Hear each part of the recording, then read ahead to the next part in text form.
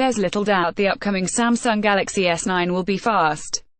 And on a warm, sunny day at Qualcomm's headquarters in San Diego, California, we found out exactly how fast that might be. The Galaxy S9 is expected to be one of the first phones in 2018 to use Qualcomm's Snapdragon 845 chipset. The chipset is the phone's brain. You can't run the operating system, connect to the internet or process photos without it. The Snapdragon 845 also comes with advanced features that will produce more colorful photos and videos, longer battery life and biometric security that guards your privacy with your fingerprint interface. Here's the Snapdragon 845 reference device, running a graphics test. Jessica Dolcorticine, a poorly performing chip means the entire phone could run slowly, and the battery probably won't last as long. So when Qualcomm offered to let us test the claim that Snapdragon 845 will work 25% faster across the board compared to the Snapdragon 835 found in last year's Galaxy S8, we jumped at the chance. We journalists spent 2 hours running and rerunning a suite of 12 benchmarking tests on Android reference phones that the company whipped up specifically to evaluate and fine-tune the Snapdragon 845. For a truer reading, we gave the phones a chance to cool down when their batteries grew hot. Together, the dozen benchmarking tests simulate how well the graphics GPU, raw computing power CPU and websites among other things will run on phones that use this chip. I then ran the exact same tests on some of 2017's top phones when I returned to San Francisco: the Galaxy Note 8, Pixel 2 XL and LG V30.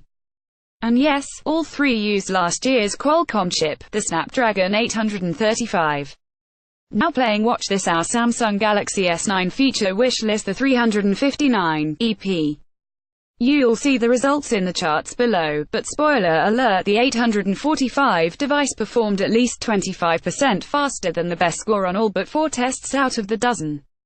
Now, benchmarking tests are only one indication of performance, and there's a lot they don't cover. Keep reading for more on that. The new chip is hitting at a time when Qualcomm, the world's largest chip maker for mobile phones, needs to show it's still the apex predator. The company faces increased pressure from device makers like Huawei and even longtime partner Samsung, both companies that make their own chips. Samsung phones often use Qualcomm in some regions and their house-made Exynos processor in others. Now playing Watch This, Samsung Galaxy S9. The latest details: Qualcomm is also locked in a legal battle with Apple that it's currently losing, perhaps along with Apple's business, even as the ensuing threat of a hostile takeover by giant chip maker Broadcom looms. But a wave of best-in-class phones made with Snapdragon 845 will give Qualcomm the prestige it needs to sell more chips and strengthen partnerships as it prepares to usher in 5G phones next year. What's a reference phone and why does it matter? The phones running Qualcomm's Snapdragon 845 CPU aren't prototypes, and you'll never be able to buy them. They're what's known as reference devices, working phones meant for in-house use. In this case, Qualcomm relies on them to test new chips in as close to a real-world environment as possible.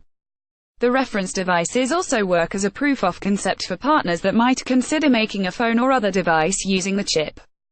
Snapdragon 845 reference phone specs: 5.5-inch LCD screen with 2560 by 1440 pixel resolution, dual rear cameras, 12 megapixel and 13 megapixel front-facing camera, 12 megapixel, 2.8 GHz Snapdragon 845 processor, 6 GB RAM, no headset jack, not waterproof. Snapdragon 845 versus Galaxy Note 8, Pixel 2 XL and LG V30. I ran 12 benchmarking tests, a minimum of 3 times each, on the Snapdragon 845 reference phone, in some cases rerunning tests 6 times when the results seemed off target. I averaged the results. Then, I ran each test 3 times on 3 other phones: the Galaxy Note 8, Pixel 2 XL and LG V30, which all run on Snapdragon 835. That's a grand total of 150 benchmark results to average and compare in the chart you see below. The Galaxy S9 looks like this, according to these renders. If you don't regularly study benchmarking scores, don't worry. All you need to know is that taken together, these tests attempt to model real-world speeds for graphics, computing power and web use. They establish a baseline indicator of how fast the phones can be at their peak efficiency. Comparing phones with the Snapdragon 835 chips can be one basis for predicting how devices made with the next-generation processor will behave, along with real-world observation. If there's only one thing you take away from this chart, it should be how much faster the Snapdragon 845 reference device is than the next fastest 835 phone. That's the far right column. Snapdragon 845 reference phone Galaxy Note 8 Google Pixel 2 XL LGV 30% faster AnTuTu 256,805 200,665 203,109 178,871 26% Geekbench 4.0 single 2,439 multi 8,200 single 1,870 multi 6,411 single 1,911 multi 6,393 single 1,922 multi 6,466 single 27% multi 27% GFX Bench 4.0 Manhattan 3.0 off-screen 5,160 frames 3,911 frames 3,747 frames 3,750 frames 32% GFX Bench 4.0 Manhattan 3.1 off-screen 3,769 frames 2,650 frames 2,566 frames 2,573 frames 42% GFX Bench 4.0 Trex off-screen 8,434 frames 6,567 frames 6,476 frames 6,318 frames 28%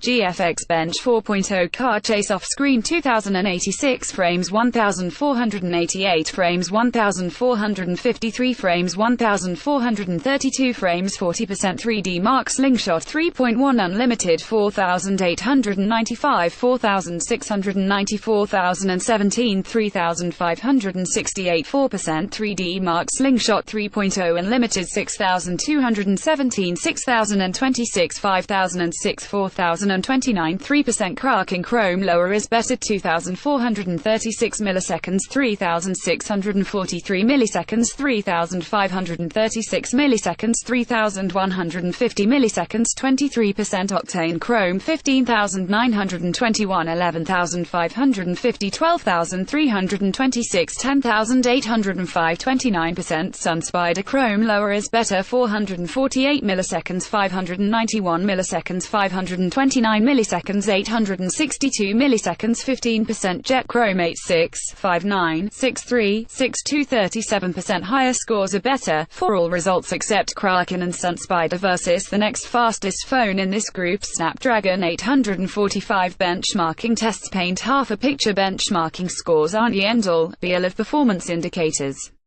First of all, the tests don't account for variations in how you use the phone, or for all the features that help you enjoy your device.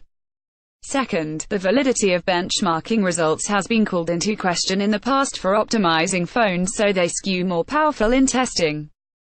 Samsung, OnePlus and HTC have all been nailed for this. The Snapdragon 845 will power 2018's top phones.